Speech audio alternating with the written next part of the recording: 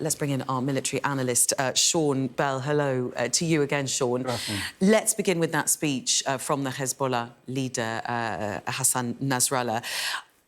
It was interesting because it was a long speech. The beginning sounded like he wasn't going to escalate, and then actually, as he became more impassioned, the language became a little bit more escalatory, didn't it? It is, and that's often the way when we listen to it. The danger is you take too many conclusions from the early part, and these often culminate in a rousing, finale, and that's what you've really got to wait for, because that's when the key messages come out. But actually, I have to say, it was measured, and even though he talked about escalation being a real possibility, that we didn't see that. And it's worth pointing out, he's been in charge of Hezbollah now for over 30 years, so he's a veteran of this sort of situation. And there has been increasingly concern internationally that Hezbollah get involved and it'll suddenly end up being an escalation.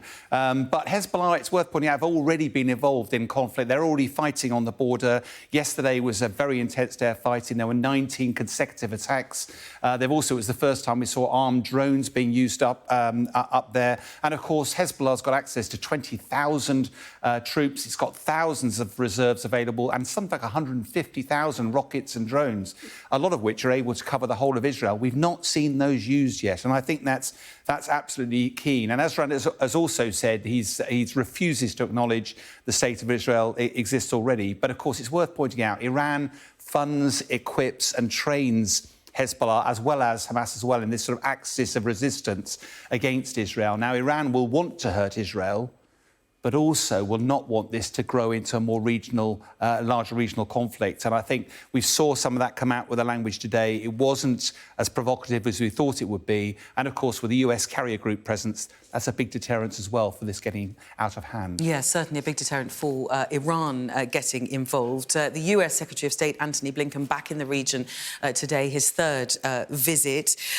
Reports also that it's US intelligence-gathering drones that are now flying over Gaza in an attempt to try and identify where hostages might be. Now, tell us, for those of us who aren't military, how on earth those drones work and how they'd find those hostages. Yeah, Blinken's been very busy, hasn't he, charging backwards and forwards in the region. I mean, ostensibly, he was there to try to find a way to resolve the humanitarian situation. He'll undoubtedly have brought up hostages because the US has got 10 people yet unaccounted for, and they might be hostages.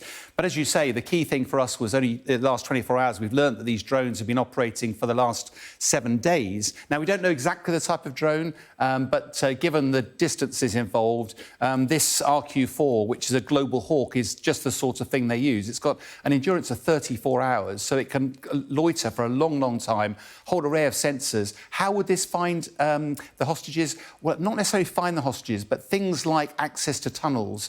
What this will be able to do is use its sensors to lock them onto a door or the opening and then stay looking at it for hours and hours on end, tracking who goes in, who goes out, building a pattern of life, all of which adds to intelligence to help inform that. But actually, most interesting for me from a military perspective, this is the first evidence we've got now the US is directly involved in this conflict by using military assets for part of surveillance. Yeah, that sounds like the top line, doesn't it? Sean, thank you very much. Sean Bell.